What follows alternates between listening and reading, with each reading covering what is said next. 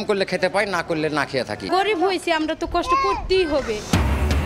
বৈষম্যে নিষ্পেষিত জীবন, অধিকার আদায়ে বারবার রাজপথে নামলেও বদলায়নি শ্রমিকের ভাগ্য। মহান মে দিবসে বিভিন্ন দল ও সংগঠনের র্যালি সমাবেশ। খুলনা যেন বন্ধ শিল্পের নগরী, তালা ঝুলছে একের পর এক পাটকলে। বেকার প্রায় 25,000 শ্রমিক। হারানো গৌরব ফেরানোর চেষ্টায় বিজেএমসি। 2 মাসের নিষেধাজ্ঞা শেষে পদ্মা মেঘনায় ফিরেছেন জেলেরা। কাঙ্ক্ষিত মাছ পেলে ঘুরে দাঁড়ানোর আশা। কাপ্তাই হ্রদে মাছ শিকার বন্ধ 3 মাস। মেড ইন বাংলাদেশ তকমা নিয়ে বাজারে এলো proton X70 SUV। 3rd generation technology ব্যবহার, দাম পড়বে 38.5 লাখ টাকা।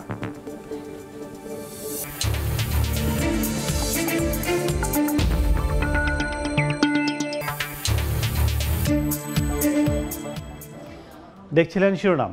আমন্ত্রণ জানাচ্ছি দেশ ও দেশের বাইরের অর্থ বাণিজ্যের নানা খবর নিয়ে আমাদের নিয়মিত আয়োজন এ সময়ের বাণিজ্যে। আপনাদের সঙ্গে আছি আমি কাজল আব্দুল্লাহ। আজ মহান মে দিবস। 1886 সালের এই দিনে নিজেদের প্রাপ্য দাবি নিয়ে যুক্তরাষ্ট্রের শিকাগো শহরের শ্রমিকরা নেমেছিলেন আন্দোলনে। 140 বছর পেরিয়ে গেলেও কতটা নিশ্চিত হয়েছে শ্রমিকের পাওনা? প্রাতিষ্ঠানিক থেকে অপ্রাতিষ্ঠানিক সব ক্ষেত্রেই শোষণের মাপকাঠিতে চলে শ্রমিকের কর্ম ঘড়ির কাঁটা। সোবহান হোসেন সম্রাট ও অনুপ দত্তের ছবিতে শ্রমিকদের প্রাপ্তি আর অপ্রাপ্তির গল্প খোঁজার চেষ্টা করেছেন অন্তরা সেন। নানা বাধা পাড়ি দিয়ে কঠোর পরিশ্রম করে তারা এগিয়ে নিয়ে চলেছেন দেশের অর্থনীতিকে। সংসারের ঘানি টানা এসব মানুষের যেন নেই দম ফেলার ফুসরত। চুক্তিমতো কাজ না হলে আবার দিন শেষে কমে যাবে মজুরি। কাগজে কলমে তারা অপ্রাতিষ্ঠানিক শ্রমিক। গরমে খুব কষ্ট, মনে কইতাছি যে মরাই বেশি ভালো। গরিব হয়েছি, আমরা তো কষ্ট করতেই হবে। আচ্ছা, প্রাতিষ্ঠানিক শ্রমিকরা কেমন আছেন? দেশে বৈদেশিক মুদ্রা যাদের শ্রমের বিনিময়ে সবচেয়ে বেশি আসে, সেই পোশাক শ্রমিকরা প্রতিদিন সকালে কর্মস্থলে আসেন, 8 ঘন্টা কাজ করে বাড়ি ফেরেন। বাড়তি কাজে বুঝে নেন অতিরিক্ত মজুরি।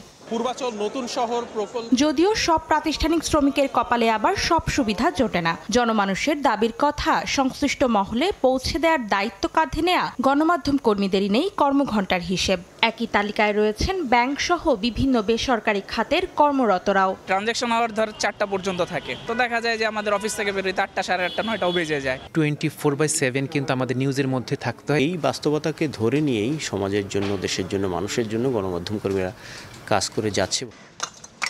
শ্রম সংস্কার কমিশনের তথ্য, দেশের 85% খেটে খাওয়া মানুষ এখনো রয়ে গেছে সামাজিক স্বীকৃতির বাইরে। আমরা ইনকাম করলে খেতে পাই, না করলে না খেয়ে থাকি। পরে কেউ মারা যায় তো কেউ আমার কন্ট্রাক্টরে টাকা পয়সা দেয় না। অথচ 1886 সালের 1 মে যুক্তরাষ্ট্রের শিকাগো শহরের হে মার্কেটের শ্রমিকদের আন্দোলনের মূল লক্ষ্যই ছিল সব মজুরের ন্যায্য পারিশ্রমিক, আর দৈনিক 8 ঘন্টা হবে কর্মঘণ্টা। মাথার গাম পায়ে ফেলে কাজ করি, এরপরে সন্ধ্যার পরে আমরা ঠিক মতন মজুরিটা ঠিক মতন পাই নাই। যে হিসেবে পরিশ্রম করে হিসাবে টাকার মূল্য পাওয়া যায়। এদিকে শ্রম সংস্কার কমিশনের করা নতুন প্রতিবেদনে এসব শ্রমিকের স্বীকৃতি দেয়া আর ন্যূনতম মজুরি নির্ধারণের বিষয়টি তুলে ধরা হয়। জাতীয় সামাজিক নিরাপত্তা তহবিল করা বলেছি।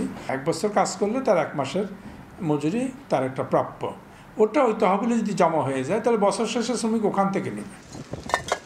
সংশ্লিষ্টরা বলছেন, খেটে খাওয়া এ মানুষদের প্রয়োজনীয় সব সুরক্ষা দিতে শ্রমিক সংগঠনগুলোর পাশাপাশি এগিয়ে আসতে হবে প্রশাসনকেও। তিনিও একটা আইনের সুরক্ষা পেতে পারেন, সেই তথ্যটাই তার কাছে নেই। আমরা আশা করি যে সরকার এই প্রক্রিয়ার মধ্যে যাবেন। দিন শেষে এ সকল শ্রমিক যেন প্রাপ্তির খাতায় প্রাপ্য সম্মানের হিসেব মেলাতে পারেন, সেদিকেই নজর দেওয়ার পরামর্শ দিচ্ছেন বিশেষজ্ঞরা। এবারের মে দিবসের প্রতিপাদ্য বিষয় মালিক শ্রমিক এক হয়ে গড়ব এ দেশ নতুন করে। তবে সংশ্লিষ্টরা বলছেন, সবার আগে নিশ্চিত করতে হবে এসব খেটে খাওয়া মানুষের ন্যায্য অধিকার, দিতে হবে আইনি সুরক্ষা।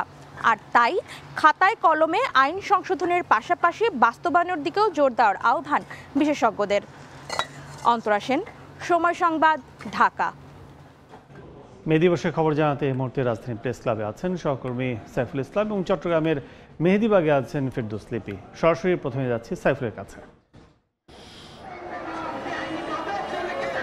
139 বছর পার হওয়ার পরেও কিন্তু এখনো পর্যন্ত শ্রমিকরা তাদের যে ন্যায্য অধিকার, সে অধিকার থেকে বঞ্চিত হয়েছেন। এখানকার কিন্তু আগত নানান রকম শ্রমিক ফেডারেশনদের এমন দাবি দাবার মাধ্যমে কিন্তু আমরা শুনতে পেয়েছি যে এরকম কথাবার্তা। তবে এক্ষেত্রে বলে রাখি, সকাল থেকে আমরা দেখতে পেয়েছি যে এই যে মহান মে দিবস উপলক্ষে শ্রমিকদের যে নানান রকম দাবি দাবা বা তাদের যে চাওয়া, সেই চাওয়াগুলো নিয়েই কিন্তু নানান রকম শ্রেণী পেশার মানুষ, বিভিন্ন ফেডারেশন আমরা দেখতে পেয়েছি এখানে, ট্রেড ইউনিয়ন, এরপরে আমরা দেখতে পেয়েছি শ্রমিক ফেডারেশন, এরপরে দেখতে পেয়েছি যে অটোরিক্সা চালকদের যে ফেডারেশন সেটি, এর পাশাপাশি শত ফেডারেশন এখানে কিন্তু এসেছেন বা শ্রমিকদের যে কার্যক্রম সেটা কিন্তু আমরা দেখতে পাচ্ছি। তবে এই যে মহান মে দিবস, আজকের এই দিনটি যে সর্বস্বের স্মরণ করছে, যে মানে এখানকার যে আগত লোকজন তারা স্মরণ করছে 1886 সালে শিকাগো শহরে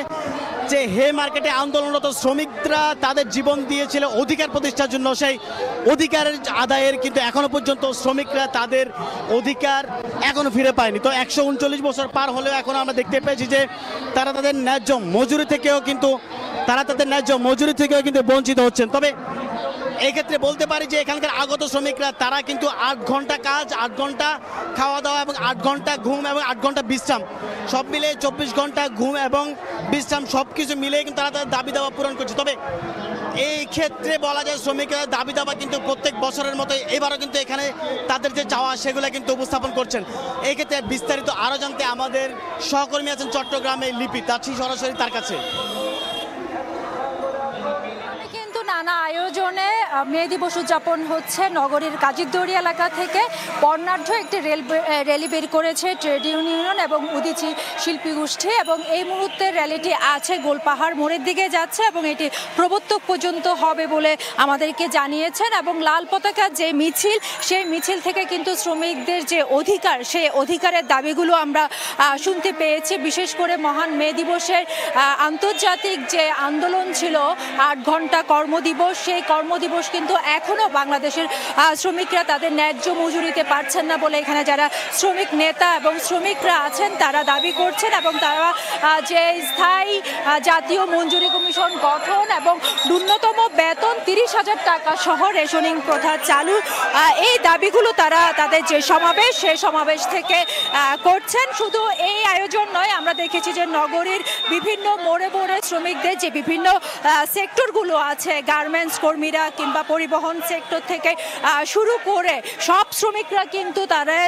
যে মহান মে দিবস সেটা উদযাপন করছেন। এবং যে আয়োজনগুলো রাখা হয়েছে সেই আয়োজনগুলোর মধ্যেও আমরা দেখেছি যে শ্রমিকদের অধিকার আদায়ের যে দাবিগুলো সেগুলো উঠে আসছে। বিশেষ করে মজুরি, কর্মঘণ্টা, কাজের পরিবেশ এবং ন্যায্য যে অধিকার সেগুলোর কথা কিন্তু যারা নেতারা আছেন তারা বলছেন। এবং বিভিন্ন সাংস্কৃতিক যে অনুষ্ঠান, সেখানেও মেহনতি মানুষদের যেসব গান আবৃত্তি, সেই পরিবেশনাগুলো কিন্তু শিল্পীরা করছেন। অর্থাৎ নানা আয়োজনের মধ্য দিয়ে নগরীতে কিন্তু মহান মে দিবস উদযাপন হচ্ছে এবং সারাদিন জুড়েই কিন্তু এই আয়োজন থাকবে বলে শ্রমিক নেতারা আমাদেরকে জানিয়েছেন। তো এই ছিল আমার কাছে এখনো পর্যন্ত চট্টগ্রাম থেকে সর্বশেষ। মে দিবসের নানা কর্মসূচি খবর জানতে এতক্ষণ সরাসরি ছিলাম জাতীয় প্রেস ক্লাব ও চট্টগ্রামে। ক্ষুধার কাছে হার মানতে হয় বলেই তারা শ্রমিক মহান মে দিবসেও কাঁধে ব্যাগ, হাতে কোদাল নিয়ে বসেন শ্রমের হাটে। খুলনার সিটি বাইপাস এলাকায় প্রতিদিনের মতো আজও বসেছিল নারী পুরুষের শ্রম বিক্রি হাট। অনেকে কাজ পেলেও না পেয়ে মলিন মুখে ফিরে গেছেন কেউ কেউ। কাজের নিশ্চয়তা ও শ্রমের ন্যায্য মজুরি চান তারা। বিল্লাল হোসেন সজলের রিপোর্টে বিস্তারিত। দাসপ্রথা ইতিহাসের পাতায় চিরতরে মুছে গেছে এ কথা সত্যি, কিন্তু খুলনার মোস্তফার মোড়ে প্রতিদিন ভোরে যেন সেই প্রাচীন চিত্রটাই ভেসে ওঠে। কাঁধে ব্যাগ, হাতে কোদাল আর চোখে জীবিকার ক্ষুধা। দীর্ঘ 1.5 যুগ ধরে এখানে বসে মানুষ বিক্রির হাট। কাজের খোঁজে আসা এ মানুষগুলো দিনমজুর, রাজমিস্ত্রি, রং মিস্ত্রি, কৃষক সহ বিভিন্ন পেশার। একেবারে পণ্যের মতো দর কষাকষিতে বিক্রি হন শ্রমজীবী এসব মানুষ। শুধু পুরুষ নন, নারীরাও আসেন। কেউ কাজ পান, আবার কেউ মলিন মনে খালি হাতে ফিরে যান। এইবার এই জায়গাটায় সবসময় লোক বিক্রি হয় না, এখন বেশি, এরপরে কম। তা আমরা খাবো কি? কাজ না হলে বাসায় যাই খাবো কি? আসি তো মেলা দূরিতে। এরা মাটি কাটে, তারপর ধান কাটে, তারপর ওই যে আপনার বাড়ির পরিষ্কার পরিচ্ছন্ন বিল্ডিং এর কাজ টাজ করে, রাস্তার কাজ করে, এগুলি করে। সিটি বাইপাস সড়কের এই হাট শুরু হয় ভোর 5টায়, চলে সকাল 8টা পর্যন্ত। এই হাটে মানুষ খুঁজে ফেরে কাজ, দাম শুধু শরীরের ঘাম আর পেশির শক্তিতে। সভ্যতা এগিয়েছে, প্রযুক্তি ছুঁয়েছে আকাশ, তবুও পেটের দায়ে আজও মানুষ দাঁড়ায় ভোরের কুয়াশায়। শ্রমিক দিবসে তাই একটাই দাবি, শ্রমের ন্যায্য মূল্য আর মানুষের মর্যাদা। বেলাল হোসেন সজল, সময় সংবাদ, খুলনা। দেশের শ্রম পরিস্থিতি, শ্রমের বিপরীতে মজুরি, সামাজিক স্বীকৃতি সহ বিভিন্ন বিষয় নিয়ে আলোচনার জন্য আমাদের সঙ্গে আছেন শ্রম সংস্কার কমিশনের সদস্য অর্থনীতিবিদ ডক্টর অনন্য রায়হান। এই সময় বাণিজ্যে আপনাকে স্বাগত জানাচ্ছি। ধন্যবাদ। আমরা একটু শুরুতেই আলোচনায় যেতে চাই, সেটা হচ্ছে আমরা প্রতিবেদন দেখেছি 2-3টি, লাইভে আমরা বিভিন্ন কর্মসূচি দেখলাম। সব কিছু মিলে যদি বলি যে আন্দোলন এবং সংগ্রাম প্রতি বছর আমরা দেখি, কিন্তু এই যে শ্রমের স্বীকৃতি, শ্রমিকের আইনি স্বীকৃতি, সেটি আসলে কতদূর কি মনে করেন? শ্রমের স্বীকৃতির দিক থেকে আমি বলবো যে 54 বছর স্বাধীনতার পরেও 54 বছরে আমরা খুব বেশি আগাতে পারিনি। শ্রম আইন মাত্র 42টি খাতের শ্রমিককে সুরক্ষা দেয়, আইনি সুরক্ষা দেয়। আমরা শ্রম কমিশনের সংস্কার যে রিপোর্টটি হয়েছে সেখানে আমরা বলতে চেয়ে সুপারিশ করেছি যেন সব খাতের প্রাতিষ্ঠানিক অপ্রাতিষ্ঠানিক কাজের ধরন নির্বিশেষে যাতে প্রত্যেকে আইনি সুরক্ষার আওতায় আসে। এটি করতে পারলে একটা বড় অগ্রগতি হবে। সেটি আসলে প্রাতিষ্ঠানিক অপ্রাতিষ্ঠানিক মধ্যে তো যারা ডেইলি বেস কাজ করে, তারা কিভাবে সুরক্ষার আওতায় আসবে, তার এই ব্যাপারটা আপনারা কিভাবে কাজ করছেন? মানে আইনি সুরক্ষাটা যদি থাকে সেক্ষেত্রে যে সমস্ত তাদের মজুরি থেকে শুরু করে কর্মঘণ্টার ক্ষেত্রে এখন যারা নিয়োগকারী তাদের যে স্বেচ্ছাচারিতা, সেক্ষেত্রে একটা নিয়ন্ত্রণের সুযোগ আসবে এবং যে কর্তৃপক্ষ রয়েছে তাদের সুযোগ থাকবে ওগুলোর একটা তদারকি করার। এখন সেই সুযোগটা নেই। সেক্ষেত্রে উদ্যোক্তা কিংবা ব্যবসায়ী যারাই বলি, যারা মালিক পক্ষ থাকে, তারা বরাবরই সরকার কিংবা উপরের দিকে চাপটা বেশি দিয়ে দেয়, কারণ শ্রমিকদের অধিকার আদায় যাতে একটু হলেও নমনীয় থাকে সরকার। সেই জায়গায় আসলে কতটুকু মালিক এবং শ্রমিক তাদের মধ্যে বন্ধুত্ব সুলভ সম্পর্ক কিংবা সেখানে কতটা সহমর্মিতা সৃষ্টি করা যায়, কি মনে করছেন? আমার মনে হয় এটা অত্যন্ত গুরুত্বপূর্ণ বিষয়। আইনে যাই থাকুক না কেন, শিল্প সম্পর্কে যদি উন্নয়ন না ঘটে, অর্থাৎ মালিকদের সহমর্মিতা উপলব্ধি যে আমি যদি ন্যায্য মজুরি দিই এবং তাদের যে কর্ম পরিবেশ নিশ্চিত করি, তাহলে উৎপাদনশীলতা বাড়বে এবং তার ফলে আমার মুনাফাও বাড়বে। এই যে উপলব্ধিটা জরুরি। এবং একটা আমাদের মতো শ্রমবাজার যেখানে বলি যে বায়ার্স মার্কেট কিংবা মনোপসনি, অর্থাৎ বায়ার নির্ধারণ করে দাম কত হবে। নর্মালি কিন্তু আমরা দেখি যে যিনি সেল করেন মনোপলিস মার্কেটে, তারা নির্ধারণ করে যে কত দাম হবে একটা পণ্যের। তো এরকম মার্কেটে ভারসাম্য আনতে গেলে সরকারের ভূমিকা স্বীকৃত সারা পৃথিবীতে।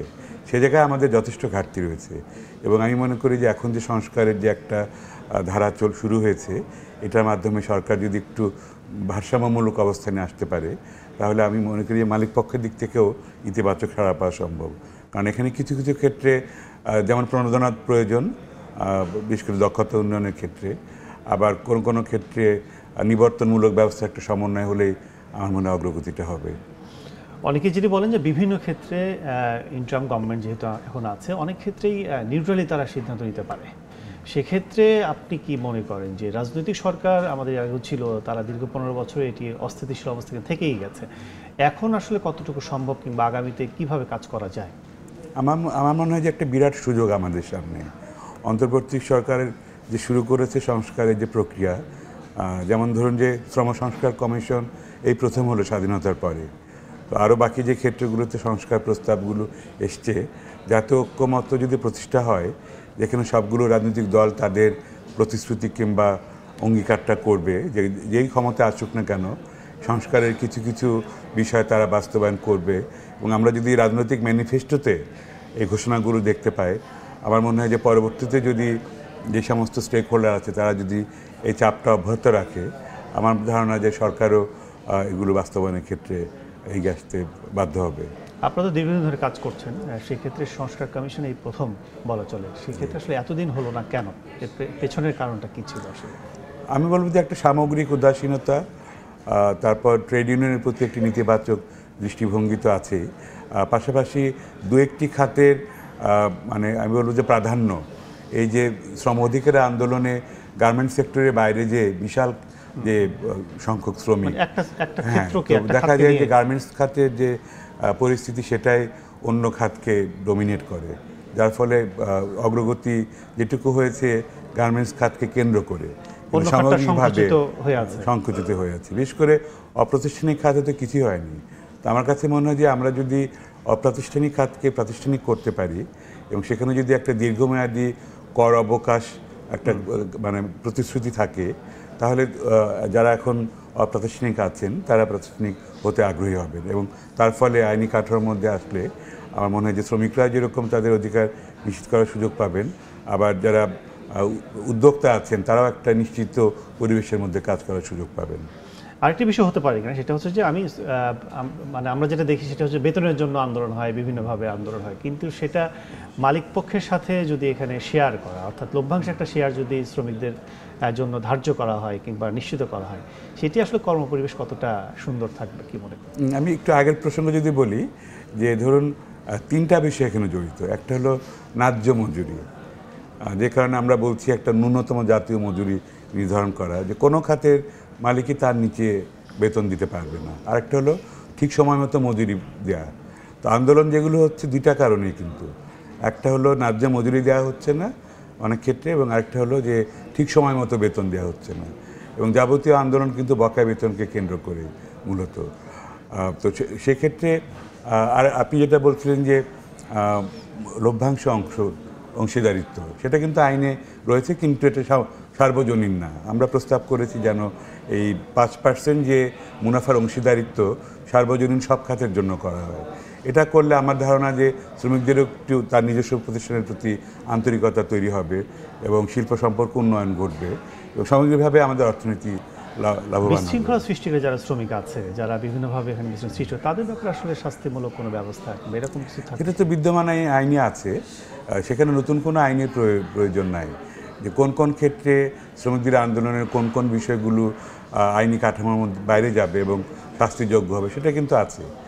আমরা যেটা বলছি যে পাশাপাশি মালিক পক্ষকে একটা দায়বদ্ধতার মধ্যে আনা যায় কিনা, যেমন আমরা প্রস্তাব করেছি যে বকেয়া যদি হয় বেতন সর্বোচ্চ 30 দিন পর্যন্ত এবং এর জন্য প্রতিদিনের জন্য 0.5% একটা অথবা একটা সুনির্দিষ্ট শতকরা হারে জরিমানা ধার্য করা যায় কিনা, এরকম কিছু সুনির্দিষ্ট প্রস্তাবনা আছে। আমরা জানি যে বিভিন্ন সময়ে দাবি উঠছে যে নারী শ্রমিকদের জন্য 6 মাসের মাতৃত্বকালীন ছুটি, সেটি বিষয়ে তো বেশ আলোচনা জোরালো হচ্ছে। আপনি কি মনে করেন? আমার মনে হয় যে এটা পার্শ্ববর্তী ভারত থেকে শুরু করে সারা পৃথিবীতে অনেক দেশেই মাতৃত্বকালীন ছুটির কয়েকটা মানে ধরন রয়েছে। একটা হচ্ছে যে পূর্ণ বেতনে মাতৃত্বকালীন ছুটি, পাশাপাশি সর্বোচ্চ 2 বছর কিংবা 5 বছর পর্যন্ত চাকরিটা যেন থাকে এবং যে কোনো সময় উনি ফেরত আসতে পারেন, এই সুবিধাটা রাখা হতো। তো আমরা দুটারই সুপারিশ করেছি, তবে আমাদের বাস্তবতা হয়তো ধীরে ধীরে যেতে হবে।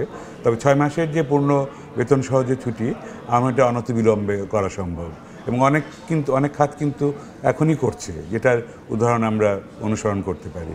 আমরা আলোচনার শেষ দিকে আপনাকে অনেক অনেক ধন্যবাদ আমাদের সাথে যুক্ত হওয়ার জন্য। দর্শকদেরকে ধন্যবাদ।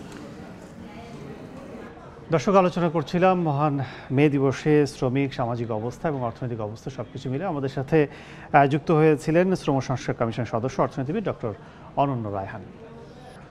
এবার বন্দর বাণিজ্যের খবর।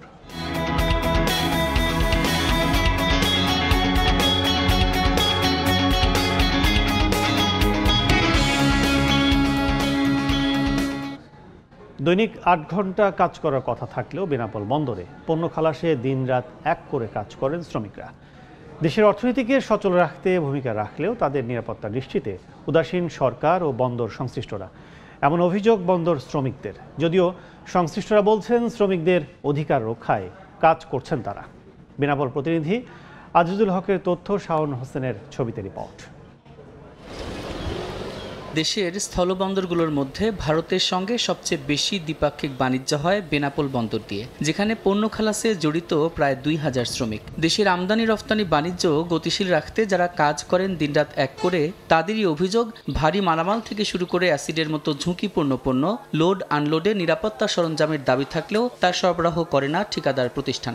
বন্দর পরিদর্শনে এসে অনেকেই শ্রমিকদের ভাগ্য উন্নয়নে নানান প্রতিশ্রুতি দিলেও কেউ কথা রাখেনি বলেও ক্ষোভ রয়েছে শ্রমিকদের। আমরা অসুস্থ হয়ে পড়ি, কিন্তু আমাদের কোনো ডাক্তার নাই, কোনো একটা হসপিটাল নাই। মেদিবার যায় আসে, কিন্তু এটা বাস্তবায়ন হচ্ছে না। আমরা সরকারি কোনো কিছু পাচ্ছি না। শ্রমিকরা যে পরিমাণে তারা পরিশ্রম করে সেই মজুরি তারা পায় না। জীবনের ঝুঁকি নিয়ে দেশের অর্থনীতিকে সচল রাখছে যে শ্রমিকরা, তাদের যৌক্তিক দাবি পূরণে সরকারকে এগিয়ে আসার আন্তরিক আহ্বান জানিয়েছেন C&F এজেন্ট অ্যাসোসিয়েশন। দেশের অর্থনীতি সচল রাখার জন্য দিনরাত্রি কাজ করে যাচ্ছে, কিন্তু তাদের স্বাস্থ্য সুরক্ষার জন্য যথেষ্ট ব্যবস্থাপনা এখানে নাই। তাদের যে দাবি, সেই দাবিগুলো মেনে নেওয়ার জন্য আমরা সংগঠনের পক্ষ থেকে আন্তরিকভাবে দাবি করি। বেনাপোল বন্দরে গ্রেট বেঙ্গল এন্টারপ্রাইজ এবং হোসনে আরা এন্টারপ্রাইজ নামের দুটি ঠিকাদার প্রতিষ্ঠান রয়েছে। তাদের অধীনেই কাজ করেন বন্দর শ্রমিকরা।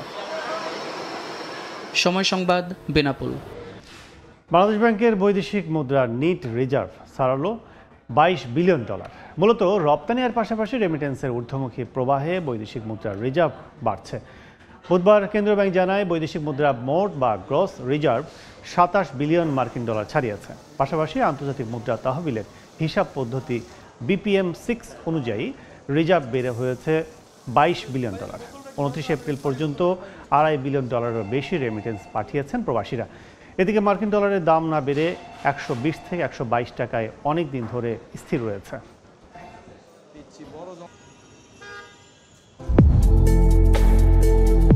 Thai Aluminium. The better is now the best. দেখছেন এ সময় বাণিজ্য।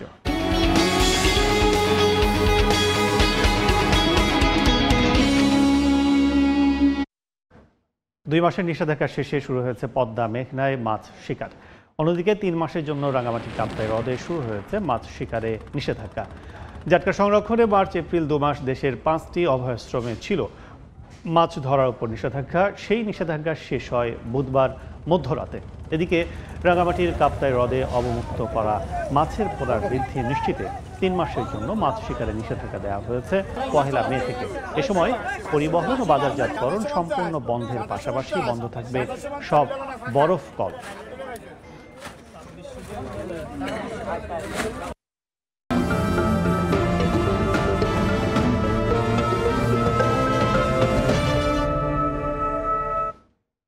একসময়ের কর্মব্যস্ত শিল্পনগরীতে এখন শুনশান নীরবতা। খুলনায় একের পর এক পাটকল বন্ধ হয়ে যাওয়ায় বেকার হয়ে পড়েছেন হাজার হাজার শ্রমিক। তবে সংসারের চাকা সচল রাখতে তাদের অনেকেই এখন দিনমজুর কিংবা রিক্সা চালক। বেসরকারি ব্যবস্থাপনায় কয়েকটি মিল সীমিত পরিসরে চালু হলেও তাতে প্রাণ ফেরেনি। বিজেএমসি বলছে বন্ধ কারখানা চালু ও কর্মসংস্থান বাড়াতে কাজ চলছে। আব্দুল হালিমের ছবিতে আবদুল্লাহ আল মামুন রুবেলের রিপোর্ট। ৪৫ বছর বয়সী আবুল হাওলাদারের যৌবনের ১৬টি বছর কেটেছে খালিশপুর জুট মিলে। একসময় পরিবার নিয়ে সুখে থাকলেও এখন দিনমজুরির কাজ করে কোনো মতে চলছে সংসার। সপ্তাহে 2-3 দিনের বেশি কাজ না পাওয়া আবুল কাজের আশায় এখনো খোঁজ নেন মিল গেটে। ঘরে গেলি ঘর ভাড়া দিতে পারি না, কারেন্ট বিল, ছেলে পেলে লেখাপড়া করানো, সব কষ্টরা এটা কাউকে বলতেই পারে না।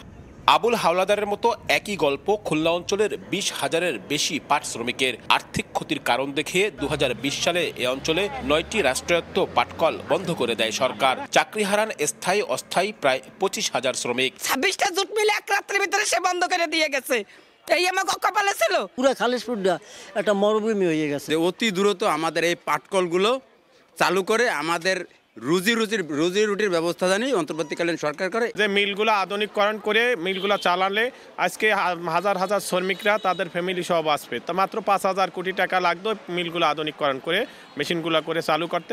বন্ধ হয়ে যাওয়া 9 পাটকলের মধ্যে 4টি বেসরকারি উদ্যোগে চালু হলেও তা চলছে সক্ষমতার 1/4, আর চাকরি হয়েছে মাত্র 2,000 শ্রমিকের। তবে বিজেএমসি বলছে সরকারি সিদ্ধান্ত অনুযায়ী পর্যায়ক্রমে সবগুলো পাটকল ইজারার মাধ্যমে চালু হবে। পর্যায়ক্রমে হয়তো তাদের শ্রমিকের এমপ্লয়মেন্টটা বাড়বে অনেক। একটা মিলকে আমরা হ্যান্ডওভার করার পরে তারা তাদের মতো করে চালাবে।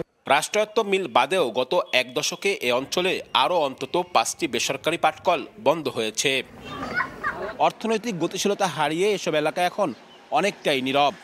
তবুও এ অঞ্চলের হাজারো শ্রমিক আশায় বুক বেঁধে আছেন পুনরায় মিলগুলো চালু হয়ে কর্মমুখর হবে তাদের এলাকা। আব্দুল্লাহ আল মামুন রুবেল, সময় সংবাদ, খুলনা। ব্র্যাক বিশ্ববিদ্যালয় ও বিএসআরএম গ্রুপ অব কোম্পানিজের যৌথ উদ্যোগে বিএসআরএম স্কুল অব ইঞ্জিনিয়ারিংয়ের উদ্বোধন করা হয়েছে। এ উপলক্ষে বুধবার ব্র্যাকের মেরুল বাড্ডা ক্যাম্পাসে shaping tomorrow innovation for sustainability শিরোনামে একটি অনুষ্ঠানের আয়োজন করা হয়। এ সময় স্কুলটির অফিসিয়াল লোগো এবং ওয়েবসাইটও উন্মোচন করা হয়। উচ্চশিক্ষায় একাডেমিয়া ও ইন্ডাস্ট্রির এই ধরনের সহযোগিতা এই প্রথম বলে জানিয়েছে ব্র্যাক। অনুষ্ঠানে টেকসই উন্নয়নের ভিত্তিতে উদ্ভাবন চর্চার উপর গুরুত্ব আরোপ করেন বক্তারা।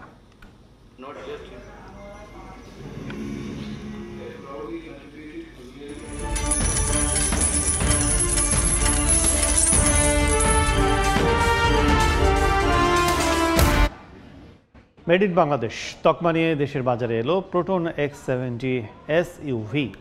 থার্ড জেনারেশন টেকনোলজি সমৃদ্ধ গাড়িটির দাম পড়বে 38.5 লাখ টাকা।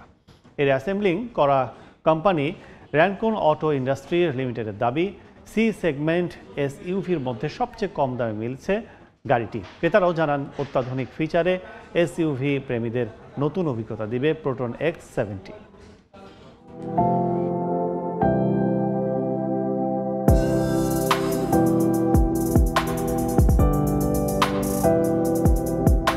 Proton X70 made in Bangladesh তকমা নিয়ে দেশের ব্র্যান্ড নিউ গাড়ির বাজারে যুক্ত হলো এই 5 সিটার SUV। বুধবার রাজধানীর তেজগাঁওয়ে প্রোটন বাংলাদেশের র্যানকন শোরুমে আনুষ্ঠানিক উদ্বোধনী অনুষ্ঠানে ঘোষণা করা হয় এর দাম, জানানো হয় মাইলেজ। 38.5 আছে গাড়িটা বাজারজাত করা চেষ্টা করব। আমরা আসলে 7 কিলোমিটার পার লিটার পেয়েছি ঢাকা শহরে। আবার যখন আমরা ঢাকার বাইরে হাইওয়েতে গিয়েছি 14 কিলোমিটার পার লিটার পেয়েছি। গাড়িটি অ্যাসেম্বলিং করা কোম্পানির দাবি, এতে রয়েছে অত্যাধুনিক অ্যাডভান্স ড্রাইভার অ্যাসিস্ট্যান্স সিস্টেম, যা চালকের জন্য একজন বুদ্ধিমান সহকারীর মতো কাজ করে। যানজটে গতি কমানো বা বাড়ানোর ঝামেলা দূর করে অ্যাডাপটিভ ক্রুজ কন্ট্রোল, আর জরুরি পরিস্থিতিতে চালকের আগেই কাজ করে অটোনোমাস ইমার্জেন্সি ব্রেকিং। নিরাপত্তা নিশ্চিতে রয়েছে blind spot information system, lane departure warning, যা যে কোনো রাস্তায় হঠাৎ লেন পরিবর্তন বা ওভারটেকিংয়ে কমাবে দুর্ঘটনার ঝুঁকি। থার্ড জেনারেশন যে টেকনোলজি এখন চলছে পৃথিবীতে, আমরা থার্ড জেনারেশন টেকনোলজিটা প্রথমবারের মতো বাংলাদেশে কোনো প্রতিষ্ঠান কি ম্যানুফ্যাকচারিং করলো। প্রোডাক্টের নতুনত্ব বলেন, it's a C segment SUV at a price of B segment. এরই মধ্যে যারা কিনেছেন এই এসইউভি তারাও জানান তাদের মুগ্ধতার কথা। যে সিস্টেম, ম্যানুফ্যাকচার, তারপর ডিজাইন, প্রাইসের দিক থেকে অতুলনীয়। সারপ্রাইজড হয়েছি যে এত কমে কিভাবে একটা এসইউভি এইরকম কোয়ালিটি দিচ্ছে। দামে মানে আর নিরাপত্তা ও আরামদায়ক বিবেচনায় বাজার দখলে এগিয়ে থাকবে গাড়িটি, এমন প্রত্যাশা র্যানকন অটো ইন্ডাস্ট্রিজ লিমিটেডের। 5 জন মিলে আরামে আপনি কমফোর্টেবলি বসে যেতে পারেন। প্রাইস, কমফোর্ট, সাস্টেনেবিলিটি এবং আপনার আফটার সেলস সবগুলি আমরা এক গাড়িতে দিচ্ছি। Proton X70 proudly made in Bangladesh. Kamrul Hasan সবুজ, সময় সংবাদ, ঢাকা। এ পর্যায়ে শীর্ষ সংবাদ জানিয়ে দিচ্ছি আরেকবার। ইনকাম করলে খেতে পাই, না করলে না খেয়ে থাকি। গরিব হয়েছি আমরা, তো কষ্ট করতেই হবে। বৈষম্যে নিষ্পেষিত জীবন, অধিকার আদায়ে বারবার রাজপথে নামলেও বদলায়নি শ্রমিকের ভাগ্য। মহান মে দিবসে বিভিন্ন দল ও সংগঠনের র্যালি সমাবেশ। খুলনা যেন বন্ধ শিল্পের নগরী, তালা ঝুলছে একের পর এক পাটকলে। বেকার প্রায় 25,000 শ্রমিক, হারানো গৌরব ফেরানোর চেষ্টায় বিজেএমসি। এবং 2 মাসের নিষেধাজ্ঞা শেষে পদ্মা মেঘনায় ফিরেছেন জেলেরা, কাঙ্ক্ষিত মাছ পেলে ঘুরে দাঁড়ানোর আশা। কাপ্তাই হ্রদে মাছ শিকার বন্ধ 3 মাস।